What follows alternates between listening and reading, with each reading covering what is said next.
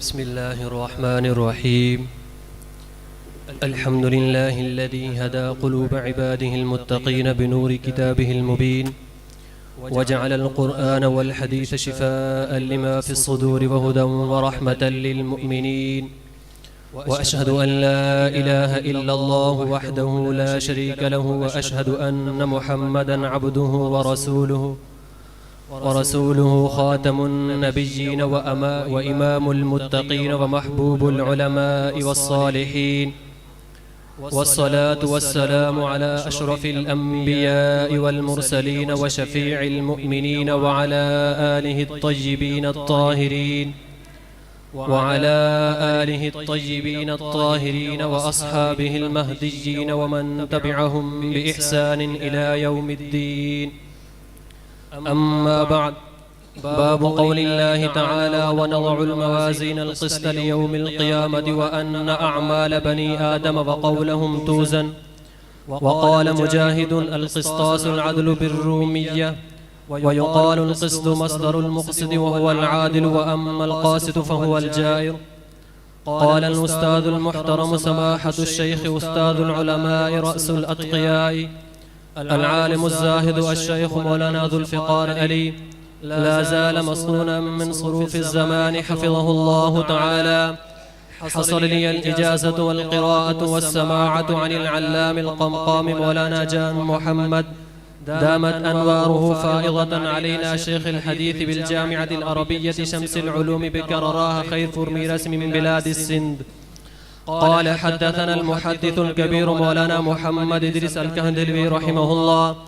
قال: حدثنا المحدث الكبير إمام العصر محمد أنور شاه الكشميري رحمه الله. قال: حدثنا شيخ الهند محمود حسن الديوبندي رحمه الله. قال: حدثنا حجة الإسلام قاسم العلوم والخيرات محمد قاسم النانوتبي رحمه الله، وفقيه النفس رشيد أحمد الجنجوئي رحمه الله. قال: حدثنا الشاه عبد الغني المجددي رحمه الله. قال: حدثنا المشتهر بين الآفاق مولانا محمد إسحاق الدهلوي رحمه الله، عن الشيخ الأجل والحبر الأبجل الشيخ عبد العزيز الدهلوي، عن أبيه الشيخ أحمد ولي الله بن الشيخ عبد الرحيم الدهلوي، عن المحدث الشيخ محمد أبي الطاهر بن إبراهيم الكوراني المدني، عن شيخه أحمد بن محمد النخلي وعبد الله بن سالم البصري كلاهما، عن الشيخ محمد بن الشيخ علاء الدين البابلي المصري الشافعي. قال: أخبرنا به الشيخ الإمام أبو النجاة سالم بن محمد السنهوري، عن خادمة الحفاظ والمحدثين محمد بن أحمد بن علي الغيثي، عن شيخ الإسلام قاضي أبي يحيى زكريا بن محمد الأنصاري، عن أمير المؤمنين في الحديث حافظ عصره شيخ السنة أبي الفضل شهاب الدنيا والدين أحمد بن علي بن حجر الأسقلاني، عن الشيخ الأستاذ إبراهيم بن أحمد التنوخي، عن أبي العباس أحمد بن أبي طالب الحجار، عن أبي الوقت عبد الأول بن عيسى بن شعيب السجزي الهروي، عن أبي الحسن عبد الرحمن بن محمد بن مظفر بن داود الداودي، عن أبي محمد عبد الله بن أحمد السرخسي، عن أبي عبد الله محمد بن يوسف بن مطر بن صالح بن بشر الفربري، عن أمير المؤمنين في الحديث الجهبذي الإمام الحبر الكامل الهمام أبي عبد الله محمد بن إسماعيل بن إبراهيم بن مغيرة بن بردزبة الجعفي البخاري رحمهم الله تعالى. قال: حدثنا أحمد بن إشكاب قال: حدثنا محمد بن فضيل عن عمارة بن القعقاء عن أبي سرعة عن أبي هريرة رضي الله تعالى عنه قال: قال النبي صلى الله عليه وسلم: كلمتان حبيبتان إلى الرحمن خفيفتان على اللسان ثقيلتان في الميزان، سبحان الله وبحمده سبحان الله العظيم.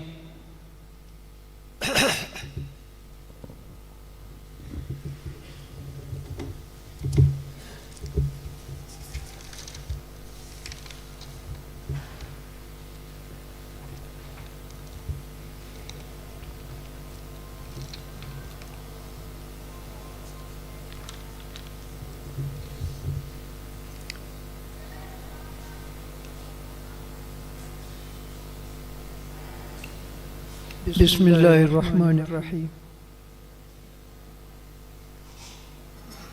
अल्हम्दुलिल्लाह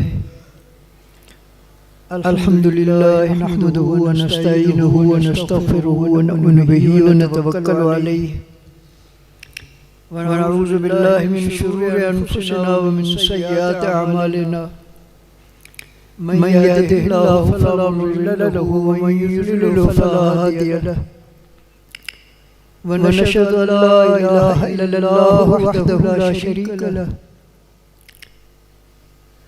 ونشهد أن سيدنا ومولانا محمدا عبده ورسوله أما بعد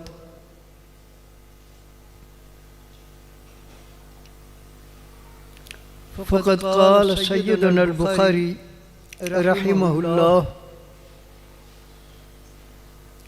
باب قول الله تعالى ونضع الموازين القسط ليوم القيامة وإن أعمال بني آدم وقولهم توزن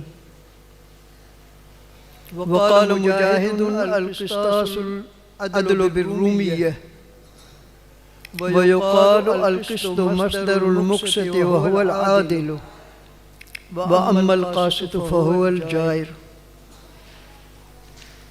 وبالسند المتصل منا إلى الإمام الحافظ الحجة أمير المؤمنين في الحديث أبي عبد الله محمد بن إسماعيل الجعفي البخاري رحمه الله ونفعنا بعلومه قال حدثنا أحمد بن إشكاب قال حدثنا محمد بن فضيل عن عمارة بن القعقاع عن أبي زرعة عن أبي هريرة رضي الله تعالى عنه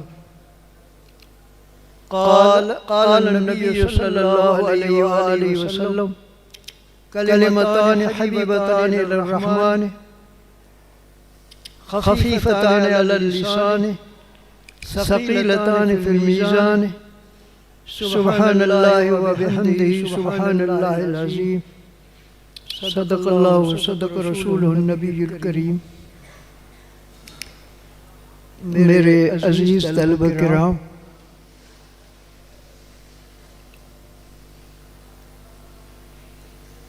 आज अल्हम्दुलिल्लाह आपका दौरे का साल पूरा हो रहा है और बुखारी शरीफ के आखिरी सबक का दर्स हो रहा है।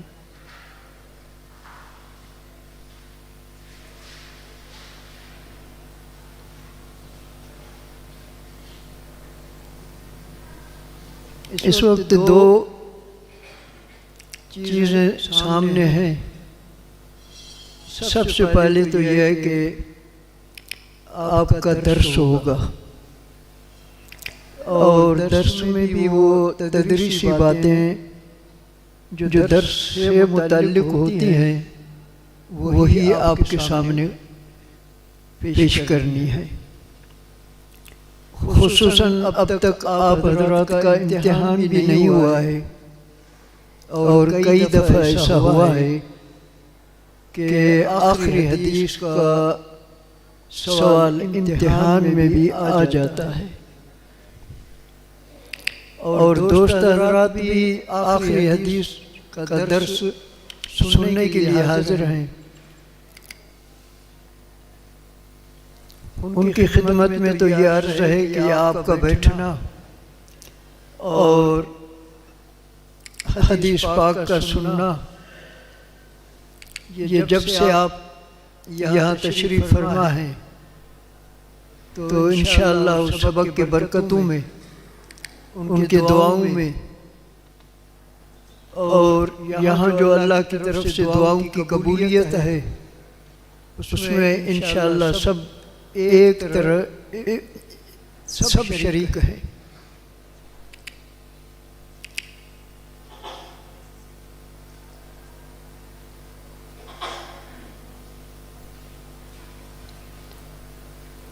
असल यह है कि हज़रत रहमतुल्लाह अलैह की हयाती जब इस दुनिया में तशरीफ़ रखते थे,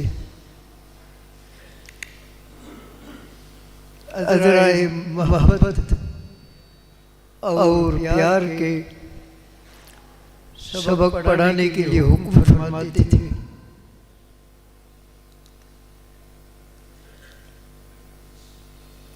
हजरत के नेक सालेह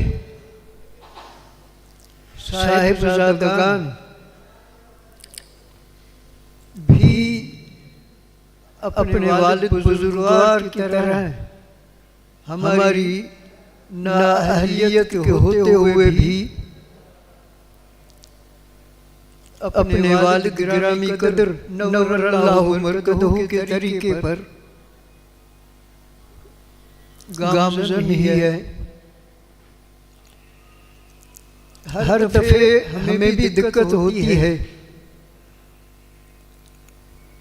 आपको तो याद होगा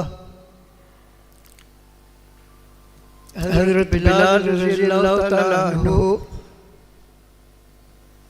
मस्जिद नबवी में अज़ान नहीं दे सकते थे हज़रत सल्लल्लाहु अलैहि वसल्लम के बाद, इसलिए कि वो फरमाते थे कि मेरी बर्दाश्त से बाहर रहे।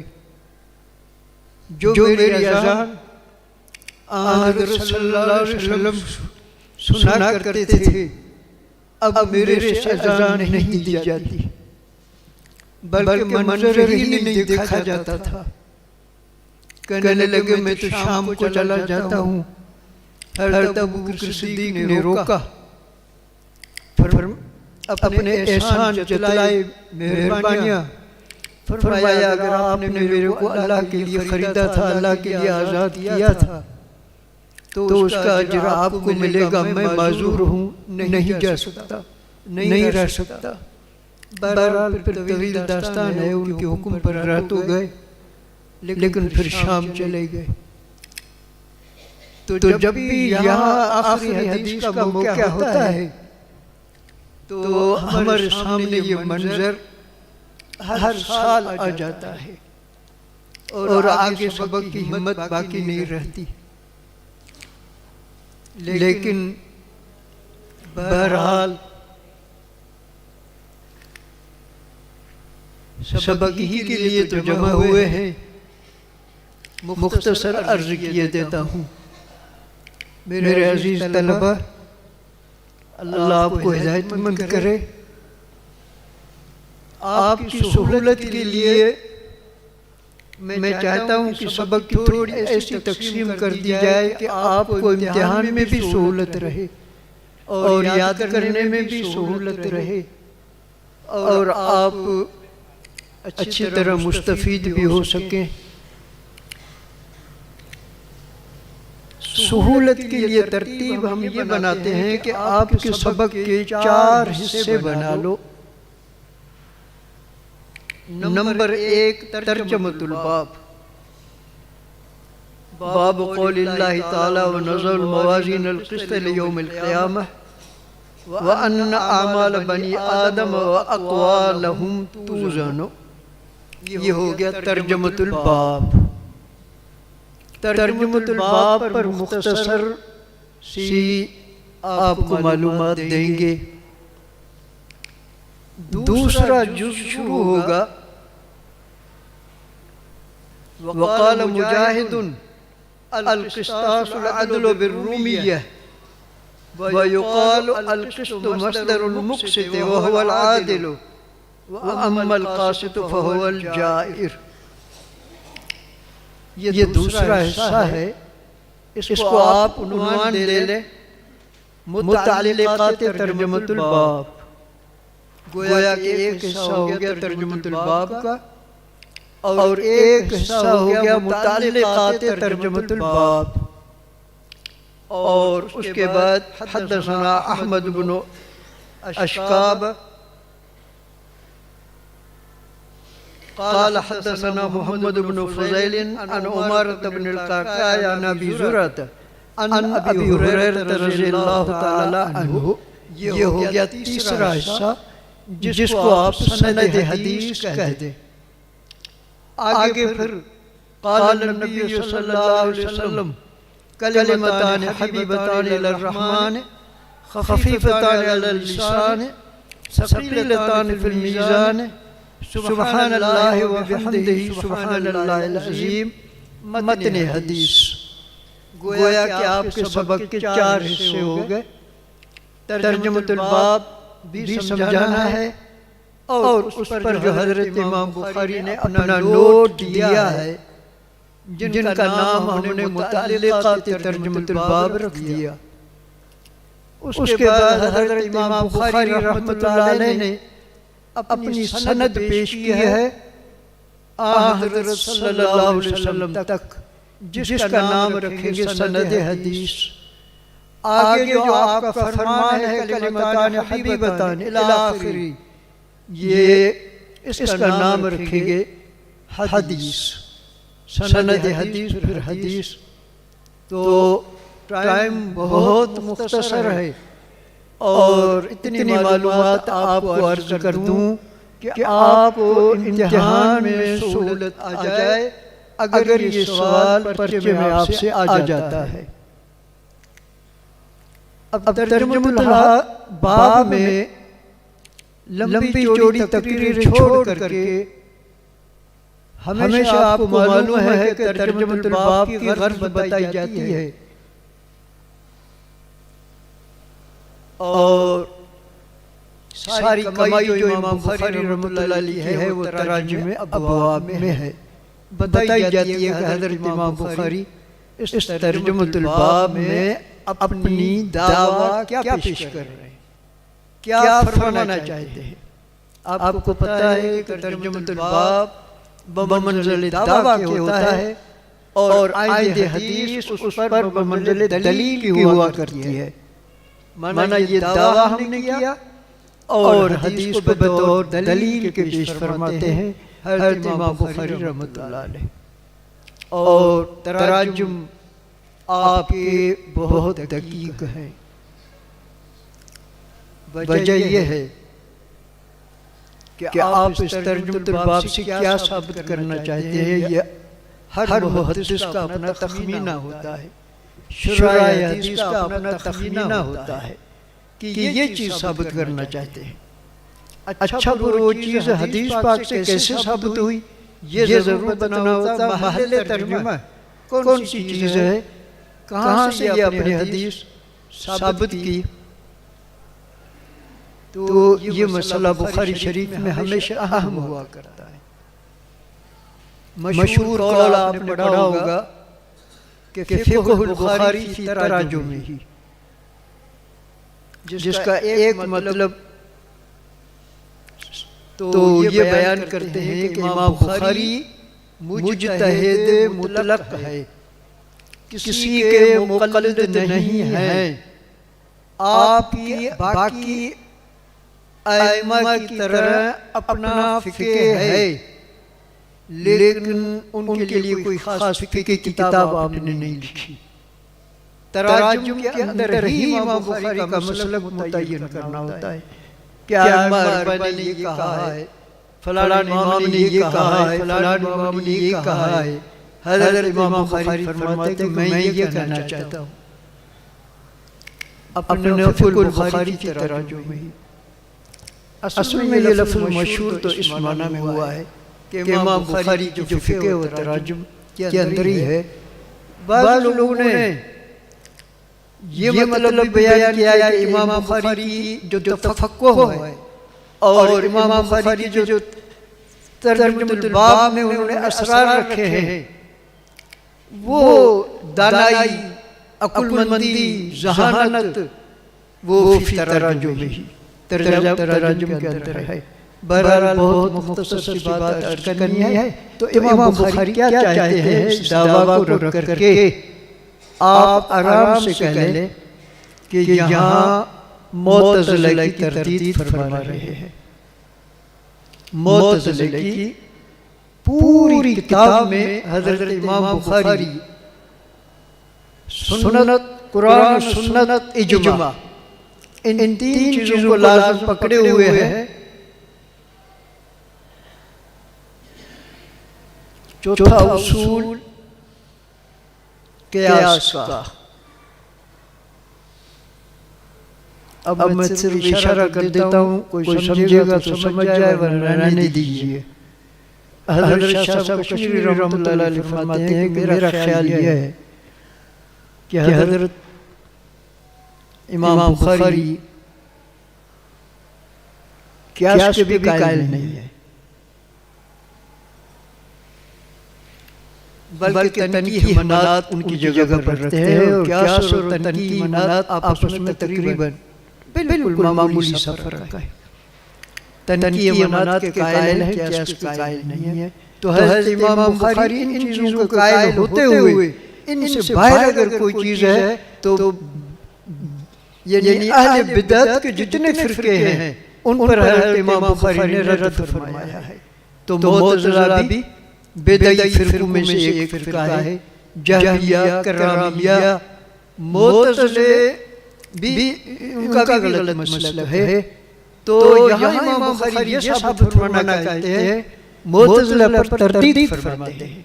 वजह यह है कि मुअतज़िला कहते हैं कि क़यामत के दिन वज़न आमाल नहीं होगा, वज़नु बिल क़िस्तास मुस्तक़ीम या क़द नज़ल मवाज़ीन अल-क़िस्त लियौमिल क़ियामह।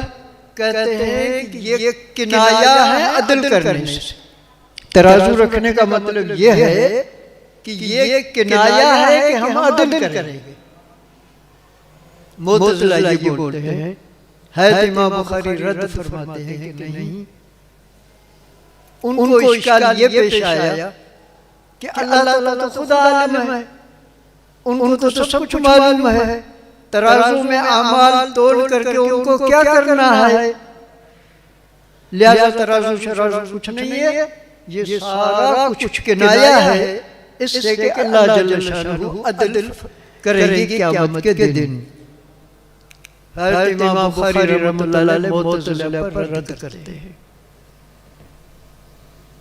कि हाँ अल्लाह जल्ल शानहू आलिम जरूर है, लेकिन आपको पता है कि ये अदालत का की जगह है, ये क़ज़ा की जगह है क़यामत के दिन। यहाँ मुल्ज़िम पर जो हुज्जत पेश की जाती है वो काज़ी अपने इल्म के मुताबिक, आप बुखारी शरीफ के आखिरी हदीस में ये पढ़ चुके हैं कि क्या काज़ी अपने इल्म से भी कोई फैसला दे सकता है। उसमें आपने ये वाक़या पढ़ा होगा ना, काज़ी शुरैह के सामने किसी ने कहा हज़रत आप ही के सामने तो ये काम हुआ है, आप ही काज़ी हैं, आपको तो पता है, आप फैसला दे दें। फरमाया नहीं, किसी और कोर्ट में जाइए, किसी काज़ी की तरफ जाइए, मेरे को गवाह करके बुलाओ, मैं गवाही दे दूंगा। वजह ये कि काज़ी अपने इल्म से नहीं करता, अल्लाह जल्ल शानहू बेशक मालूम है, लेकिन यहाँ तो कानून से बात चलेगी, गवाहों से बात चलेगी, फरिश्ते गवाहियाँ देंगे, किरामन कातिबीन गवाहियाँ देंगे, वज़न आमाल भी होगा। ये एक कानून की बुराई करने के लिए ये चीज़ ज़रूर होगी। और कभी कभी तो ये कहते हैं मुअतज़िले कि जी तराजू कहाँ रखी जाएगी, वो वज़न आमाल कैसे होगा, ये कोई आलू प्याज तो थोड़ी है कि तुलेंगे, ये तो हमारे अमाल है, आराज़ है, आराज़ कैसे तुलेंगे। इमाम बुखारी फरमाते नहीं, आराज़ ही तुलेंगे। मगर ये एतराज़ अब ढीला हो गया है, ये एतराज़ बहुत ढीला हो गया है।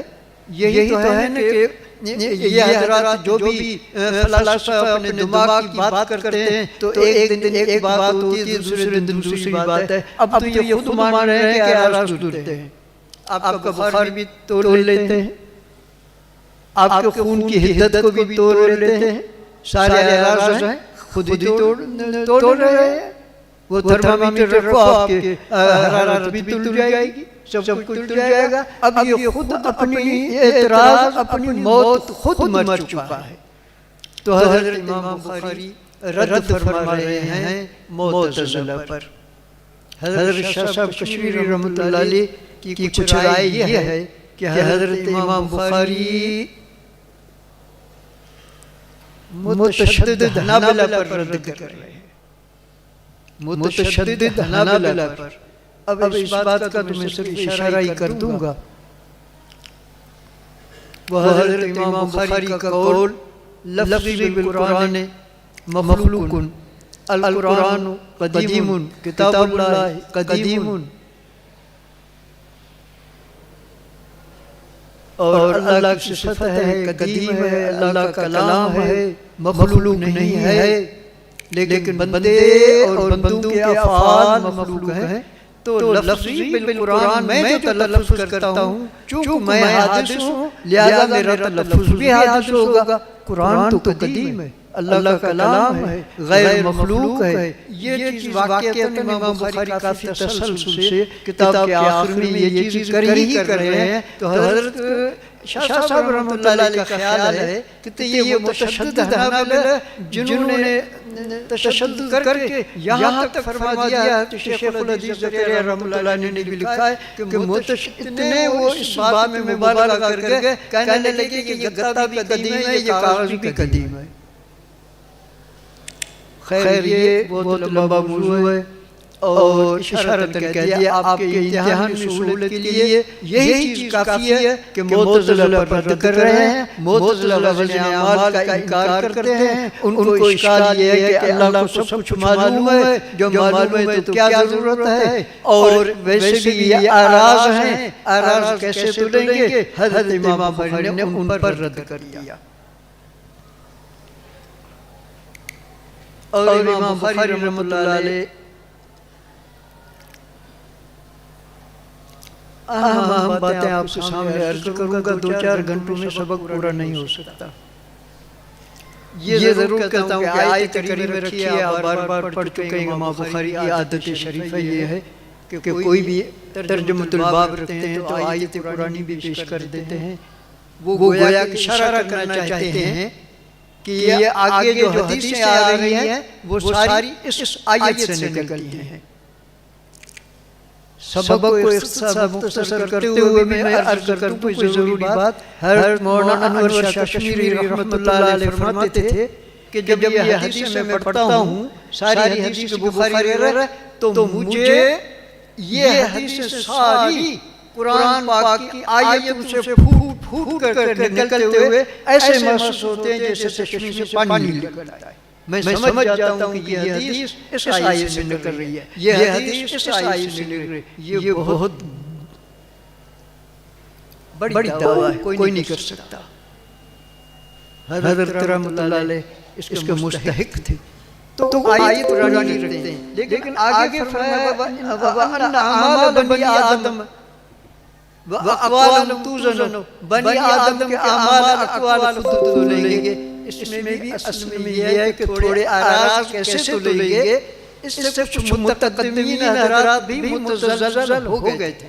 तो किसी ने कहा साहिबे अमाल तोले जाएंगे, किसी ने कहा नहीं साहिबे अमाल तोले जाएंगे, किसी ने क्या तावील की। हज़रत इमाम बुखारी फरमाते नहीं अमाल ही तुलेंगे, आराज़ ही तुलेंगे, साहिब नहीं, खुद अमाल ही तुलेंगे।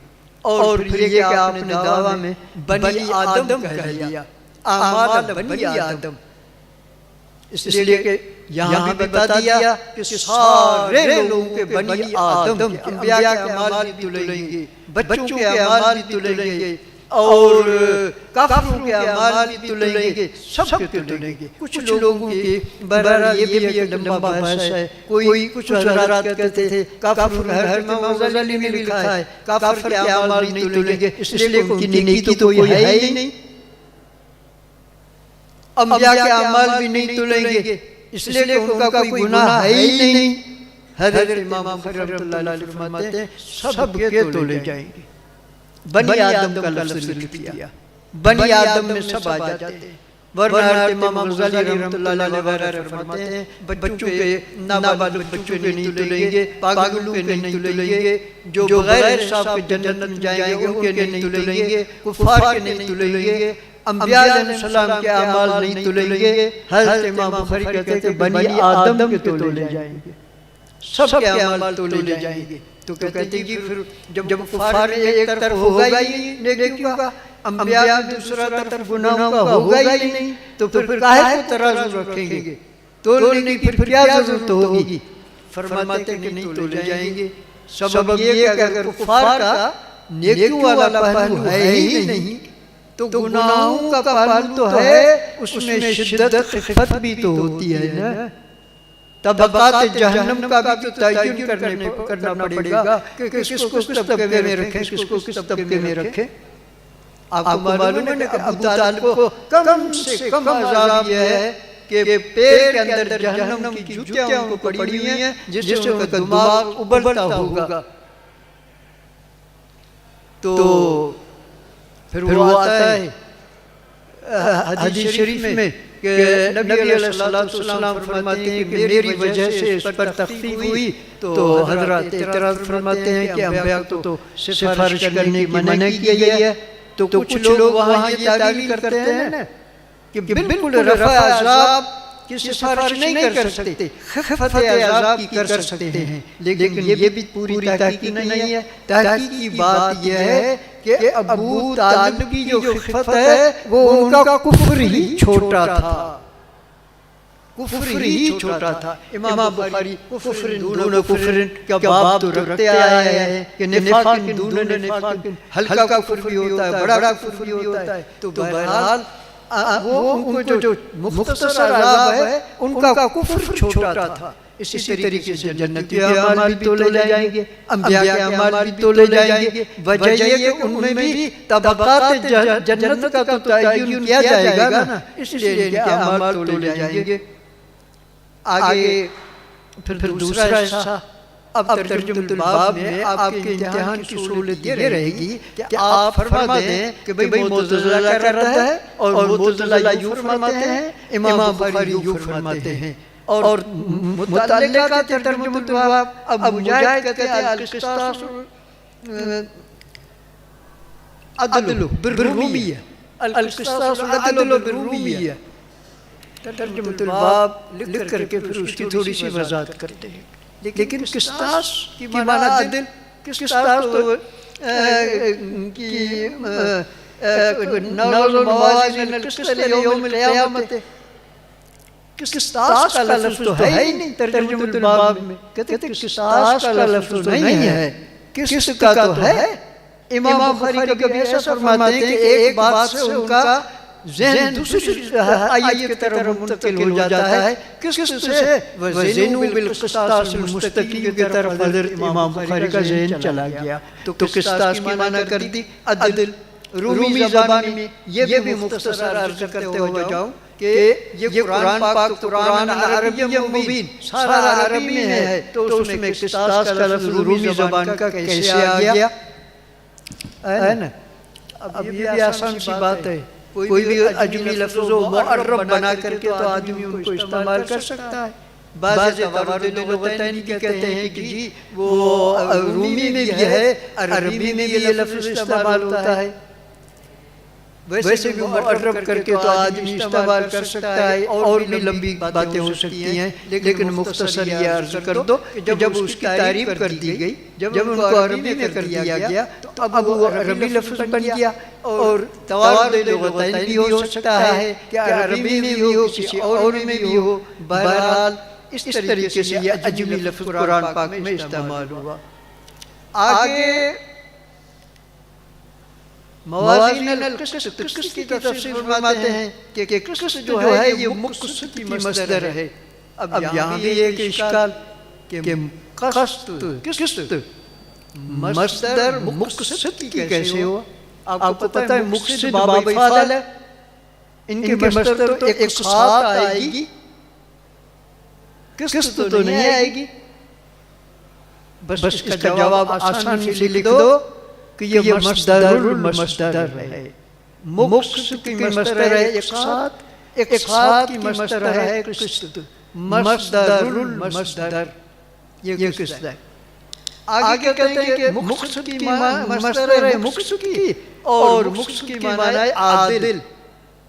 ये इमाम बुखारी को बताना ज़रूरी था, इसलिए कि मुक़्सित इनकी माना आदिल आया करती है, क़ासिद की माना जायर और ज़ालिम आती है।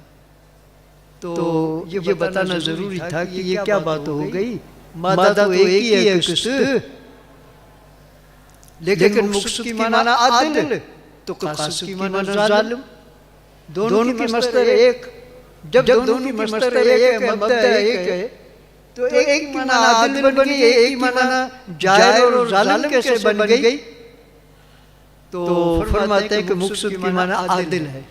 हाँ, लेकिन ये भी समझ लो कि अमल क़ासिद फ़हुवल जायर, क़ासिद को कहते हैं ज़ालिम को, ये इमाम बुखारी को इसलिए बता दिया कि देखो मादा एक है, लेकिन बाब इफाल पर चढ़ाने के बाद उसकी माना मुक्सद की बन जाती है। वजह ये कि आप पढ़ चुके हैं कि बाब इफाल का हमजा कभी सल्ब माखज़ के लिए अदा करता है, क़सत ज़ुल्म किया, अक़सत सल्ब ज़ुल्म किया। तो इस तरीके से माना, ये भी मैं मुख्तसर अर्ज कर रहा हूँ, बहुत तोजीह और भी है। बाज़ हज़रात का तो ख्याल ये है कि नहीं मस्तर ही जुदा है, मुक़सद की मस्तर क़िस्त है और जायर जो क़ासिद है ना उसकी मस्तर क़स्त है। एक की क़िस्त एक की क़स्त, बस लोगों ने ऐसे कह दिया। बहरहाल ये चीज़ इमाम बुखारी को आपके ज़हन में लाना लाज़मी था कि आप सोचेंगे कि भाई मुक़सद जब हो गया तो उनकी माना आदिल बन गई और वही क़ासिद करो तो उनकी माना जाहिर हो गई। हज़रत सईद बिन जुबैर रज़ियल्लाहु तआला अन्हु ताबई हैं और हज्जाज के साथ इनका ठीक ठाक मुकाबला था और हज्जाज ने इन पर जुल्म भी बहुत किए और बहुत मुकद्दमात में फंसाया, छुपे छुपे फिरते थे। एक मरतबा पकड़ करके हज्जाज के सामने लाए गए। हज्जाज ने पूछा कि मा तक़ूलु फ़िय, मेरे मुतल्लिक़ आपका क्या ख्याल है? तो सईद बिन जुबैर कहने लगा क़ासितुन आदिलुन, आप तो बड़े क़ासिद हैं, इंसाफ पसंद हैं और बड़े आदिल हैं। सब लोग परेशान हो गए। सईद बिन जुबैर अब उसको क़ासिद और आदिल कह रहा है। तो हज्जाज खुद भी लुग़त का अच्छा खासा माहिर था, तो उसने हमनशीं को कहा कि वैलकुम लम तफ़हमू, अरे तुम्हें खुदा खाना खराब करे तुम समझे नहीं, ये मेरे को ज़ालिम और मुशरिक बोल रहा है। इसलिए कि अमल क़ासिदून फ़कानू जहन्नम तबा, वो किस्ती माना ज़ालिम भी आते हैं, सुम्मल्लज़ीन कफ़रू बिरब्बिहिम यादिलून, अदल माना शिर्क भी आती है। ये मेरे को मुशरिक और ज़ालिम कह रहा है और आप समझते हैं कि ये मेरी तारीफ कर रहा है। अच्छा, सबक का तीसरा हिस्सा सनद हदीस का है। अब इस पर भी मैं थोड़ी सी मुख्तसर आपसे अर्ज कर दूं कि इमाम बुखारी रहमतुल्लाह अलैह ने तर्जुमतुल बाब जो पहला रखा है वो आखिरी जो तर्जुमतुल बाब रखा है उनके आपस में बहुत मुनासिबत है। पहला बाब जो रखा था कैफ कान बदलुल वही, वहाँ भी दरअसल अक्ल के पुजारियों पर रद्द था। इशारा ही कर रहा हूँ। इस बाब के तर्जुमतुल बाब में भी अक्ल के पुजारियों पर रद्द है। मुअतज़िला पर या मुअतज़िला पर रद्द है और वो जो वही के मुकाबले में अपनी बातें करते हैं और वही की बातों को छोड़ करके अपने कानून बनाते हैं, वहाँ भी इन फलसफा और उकला पर रद्द किया है। यहाँ भी जो वही को छोड़ करके महज अक्ल के ताबेदारी जो करते हैं कि अमाल का वजन कैसे होगा, तो उन पर रद्द कर रहे हैं। तो पहले तर्जुमतुल बाब आखिरी तर्जुमतुल बाब इनकी आपस में मुनासिबत है कि वहाँ भी अक्ल परस्तों का रद्द, यहाँ भी अक्ल परस्तों का रद्द। और ये पहली सनद जो गुज़री है, अब ये दूसरी सनद आ रही है। बिल्कुल इब्तिदाई किताब में जो सनद आई थी इन्नमल अमालु बिन्नियात की, उसमें आखिरी चार रावी याह्या बिन सईद अंसारी, मोहम्मद बिन इब्राहिम तैमी, याह्या बिन सईद अंसारी बिल्कुल अकेले आदमी हैं जो मोहम्मद बिन इब्राहिम तैमी से रवायत करते हैं। मोहम्मद बिन इब्राहिम तैमी वो अकेले आदमी है जो हज़रत अलक़मा से करते हैं रवायत। हज़रत अलक़मा से हज़रत उमर से जो रवायत करते हैं वो अलक़मा अकेले। हज़रत उमर जो नबी सल्लल्लाहु अलैहि वसल्लम से इन्नमल अमालु बिन्नियात में उसमें बिल्कुल अकेले हैं। चार वास्तु से ये गरीब, एक रावी हो उसको गरीब बोला जाता है। चार वास्तु से ये रवायत गरीब है। और यहाँ भी चार वास्तु से गरीब मोहम्मद बिन फुज़ैल अकेले हैं, उमर बिन काका से सुनने वाले। उमर बिन काका अकेले हैं अबू जुरैरा से सुनने वाले, अबू जुरैरा अकेले हैं अबू हुरैरा से सुनने वाले, अबू हुरैरा अकेले हैं नबी करीम अलैहिस्सलातु वस्सलाम से सुनने वाले।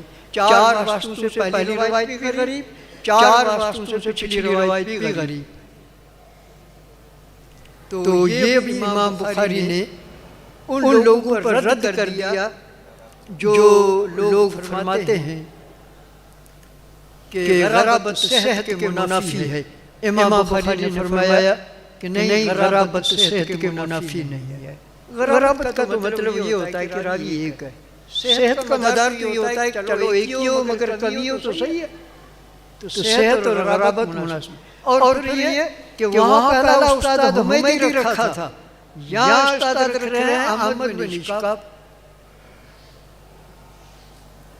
हुमैदी इमाम बुखारी के शेख मक्की हैं, बिदायत वही मक्के में हुई थी, तो बदल वही के साथ किताब की शुरुआत के साथ अपना शेख वो रखो जो हुमैदी है और वो मक्की शेख है। अब ये आखिरी हदीस है। असल में ये था कि जो ज़ौक़ मिला हुआ था तो हर चीज़ में नुक्ता बनाने की कोशिश करते थे। हमने कहा कि चलो तहज़ीब को खोल करके देखें, शायद कोई नुक्ता मिल जाए। तो नाम लिखा अहमद बिन इश्काक का। तो अल्लाह की कुदरत उसमें निकल आया कि अहमद बिन इश्काक इमाम बुखारी के वो उस्ताद हैं जिनके बारे में फरमाते हैं आखिर मन लक़ीतहु बिमिस्र, ये मेरे आखिरी उस्ताद हैं जिनसे मैंने ये रवायत मिस्र में ली है। हमें नुक्ता आता गया कि चलो ठीक है, पहले मक्की शेख था, अब वही शेख रखा है जो कि आखिरी शेख है। और आखिरी शेख ये आखिर मन लक़ीतहु बिमिस्र, ये भी एक मुनासिबत निकल आई। वरना ये रवायत कुतैबा बिन सईद, ज़ुहैर बिन हर्ब, इन दोनों से ये रवायत है। इमाम बुखारी ने 3 जगह पर ये रवायत आई है, लेकिन इस उस्ताद का इंतखाब किया।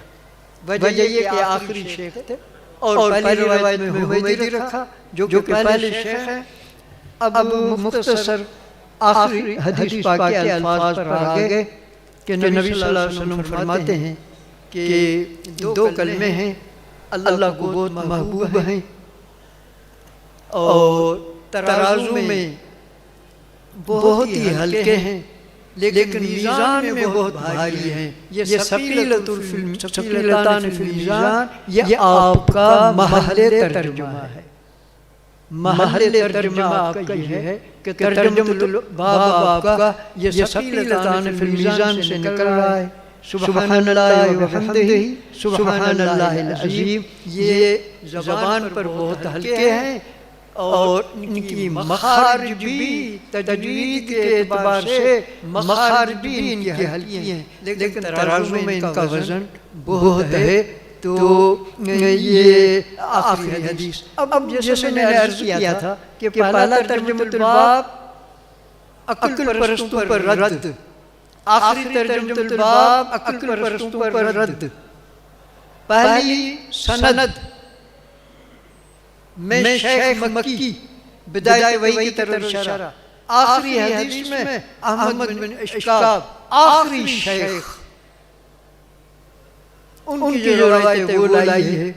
इसी तरीके से पहली रवायत थी इन्नमल अमालु बिन्नियात, इसलिए कि सारे कामों की बिदायत यही है कि वही है, वही से सारे काम होते हैं। उसके बाद आप इत्कादात भी रखेंगे, अमाल भी रखेंगे, सब कुछ करेंगे। आखिर खत्म ये होना है कि मर के अल्लाह के हिसाब किताब देना है और तुम्हारे अमाल का वजन होगा। तो ये बिदायत की जो हदीस की जो पहली लाई और जो आखिरी हदीस लाई, इनकी भी आपस में ये मुनासिबत है। ये मुख्तसर कलाम मैंने आपके सामने कर दिया। वजह ये कि आपका इम्तिहान अभी बाकी है। तर्जुमतुल बाब पर मुख्तसर याद कर लो और मुतल्लिक़ात के बारे में, सनद हदीस के बारे में, और बाकी रही इन चारों उन्वानों की तशरीह तो न उसके लिए वक्त है और न उनकी कोई ख़ास ज़रूरत भी है। आपकी ज़रूरत इससे पूरी हो गई और बाकी जितने हज़रात सबक सुन रहे हैं, अल्लाह का फजल है वो अल्लाह के रहम और करम की नज़र में नेक मजलिस में और सवाब में आपके बराबर शरीक हैं। और ये नबी करीम अलैहिस्सलाम की हदीसें हैं और ये इस्तिजाबत दुआ का ये मौक़ा होती हैं। इस मौके पर अल्लाह जल्ल शानु दुआएं कबूल करते हैं। अल्लाह ताला आपको साले नेक बनाए और जैसे आप फारिग हो रहे हैं अल्लाह आपको दीन की खिदमत में कबूल फरमावे और इसी तरीके से अल्लाह ताला इस्तिकामत नसीब फरमाए। व आखिर दावाना अनिल हम्दुलिल्लाहि रब्बिल आलमीन।